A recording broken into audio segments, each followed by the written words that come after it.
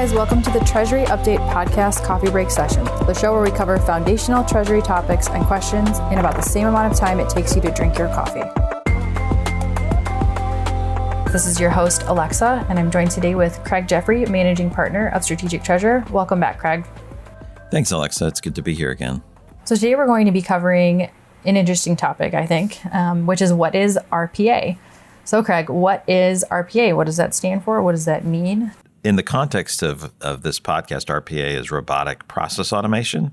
And these are what we would think of as macros or programs that are used typically between different systems. So instead of a macro in Excel or some sort of program that runs natively within one program, this is something that sits between systems or other programs.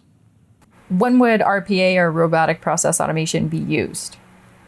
A lot of people use it for accessing data on the internet or from other systems, reformatting data, loading data into another system, various types of inter-system activity. It could be checking and finding control totals or other activity there. It also can be used for validation steps, making sure certain criteria are met before data moves or is loaded between systems. There's more to it than that, but that's probably the most common uses of RPA. Okay. What are, some of the benefits of RPA?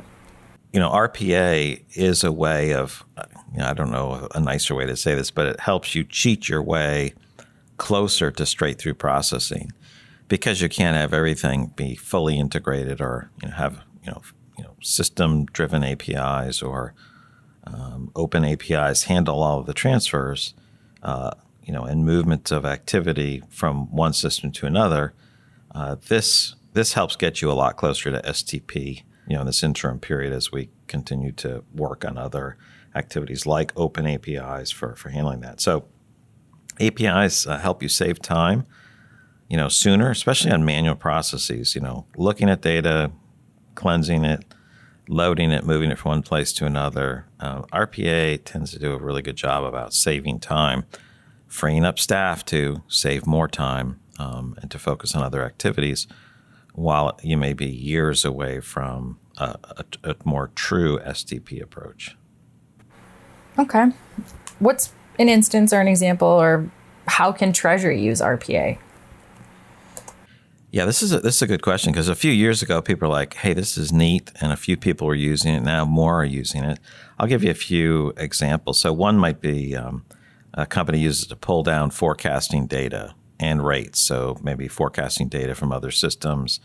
It might pull down certain types of rates or schedules from the internet, just to load into their cash position activity. Could be used for their forecasts, their treasury management system, et cetera. So that's one example. Another way that this can be used is, if you're not using some external RPA system, you might use a bot or a set of bots that are established within a particular vendor's software. So whether it's a payment hub, a treasury management system, or a reconciliation tool, or any other systems, they often have bots that allow you to use them for things like loading data at the point of setup or updating information back and forth. Could be accounting ledgers or other activities back and forth. So these bots might be more built in or baked into an operating system. And so, Treasury does these things to save time, increase accuracy, and free up time for other activities.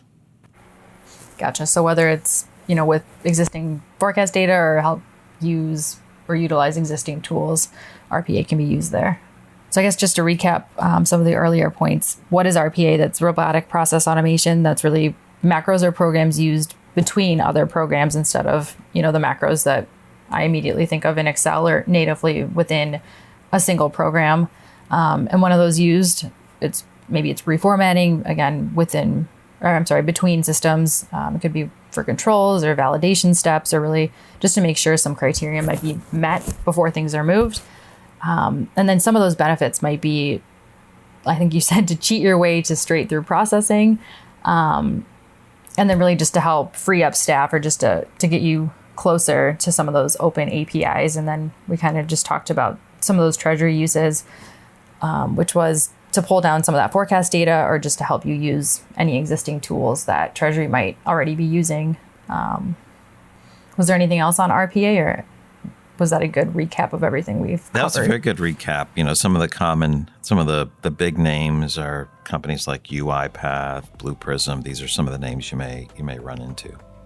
Perfect. Well, thank you for joining me to cover RPA today, Craig, and to all of our listeners, thank you for tuning in today, and make sure you join back every first and third Thursday of the month for a new episode. And if you have any topics or questions or comments, you can send us an email at podcast@strategictreasure.com. Thanks again, Craig.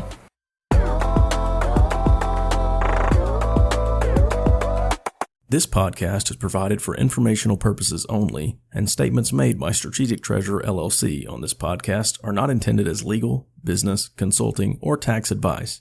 For more information, visit and bookmark strategictreasurer.com.